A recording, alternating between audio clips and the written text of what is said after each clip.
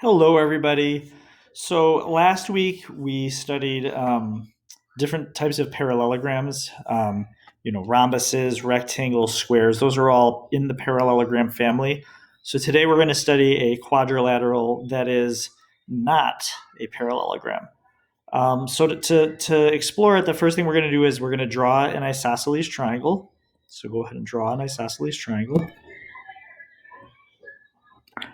And then use the base to draw an upside down isosceles triangle that is not congruent to your first one. So I'm going to draw another isosceles triangle that's not congruent to the first one.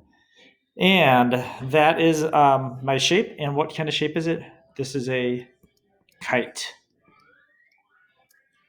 And that is the actual geometric name for it. It's a kite.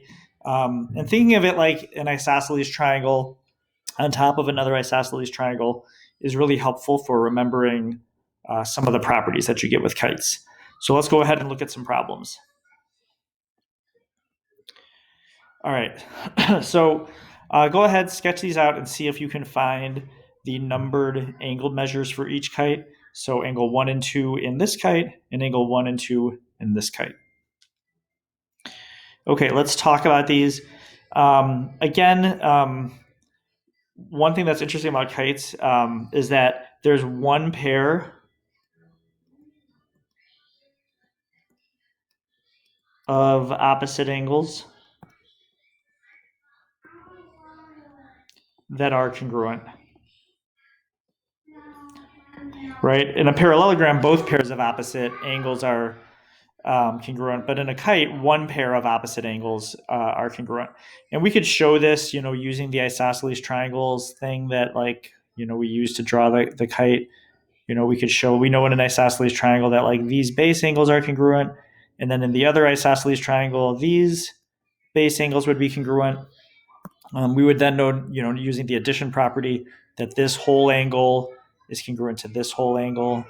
So we could actually show that if you wanted to, but just know that, there's one pair of opposite angles that are congruent, the other pair is not. Another fact that is true about every quadrilateral is that the four angles add up to 360. So that's in any quad. In any quad, the interior angles add to 360 degrees. Okay, so for this first one, what I could do is I could add my 120 plus 44, and that would give me 164. And then I could subtract 360 minus 164, and that's going to leave me with 196. 196. And then since there's two angles, and we know that these two angles are congruent to each other, right? These are two congruent angles. I can do 196 divided by 2, and that is going to leave me with 98 degrees. So angle 1 is 98 degrees, and angle 2 is 98 degrees. Awesome. Okay, let's look at the second kite here. All right, let's draw a little line to keep this all separate. Another fact that's true about kites is, and you can probably see this just in a well-drawn kite, is that the diagonals are perpendicular to each other. So that means that all these angles in here where the diagonals meet are right angles. So the measure of angle 1 is just 90 degrees. And then to get angle 2, okay, well, we know this is 90 degrees. So you could do, we've got 90 there, plus 70, which is going to give us 160. And you know that, we have a little triangle right here. And the three angles in a triangle have to add to 180. So 180 minus 160 would leave us with 20. So the measure of angle 2 equals 20 degrees. All right, let's move on.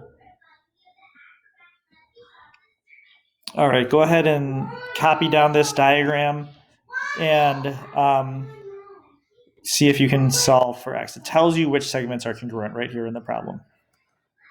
All right, so let's go ahead and set up an equation and solve for x. They say ke is congruent to ki, so 2x plus 7 equals 4x minus 1. So solve this for x.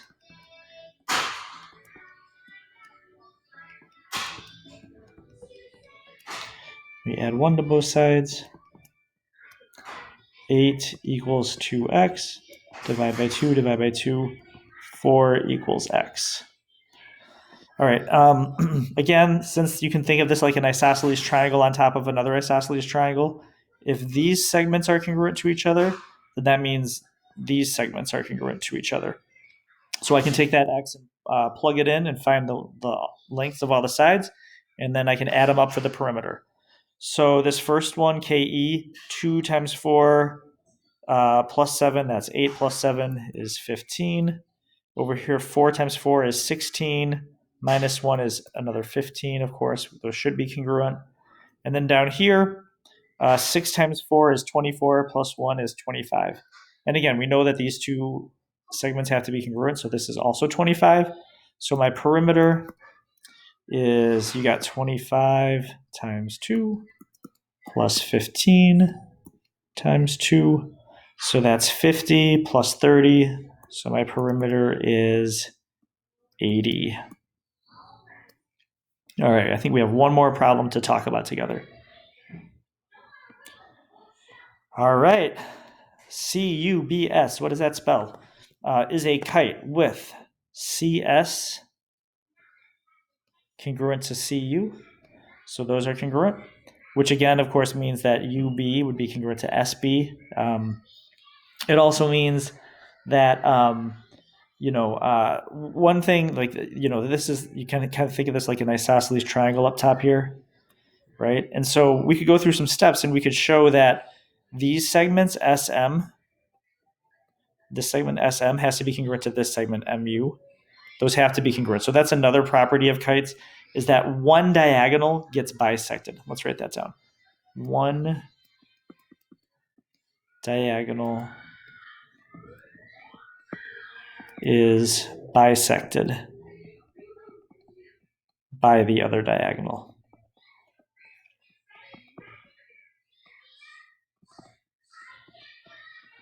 So in a parallelogram, the diagonals bisect each other, but in a kite, this diagonal gets bisected, right? So the two smaller pieces are congruent to each other, but this diagonal does not get bisected. One piece is, this piece is longer than the other piece. So that's just an interesting property to keep in mind. Anyways, we do know that SM is congruent to MU, so I can set this up. I can say 7x plus 7 is equal to 10x minus 8. And then I can just go ahead and solve this. And I will get 7 equals 3x minus 8. Add 8. 15 equals 3x. Divide by 3. And 5 equals x. Okay, so now to find CB. So CB is just CM plus MB, right? You add those two together and you'll get the whole length of CB. So I can just plug in now. 7 times 5 is 35. So this segment is 35. And then the other one, 11 times 5 is 55. So this is 55 down here. So to get the whole length of CB, you just add those up. 35 plus 55, and that'll give you 90 units long.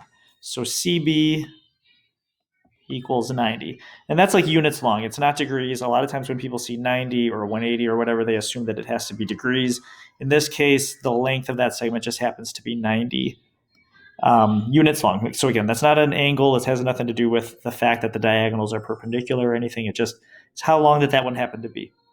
All right. Thanks for watching. Bye.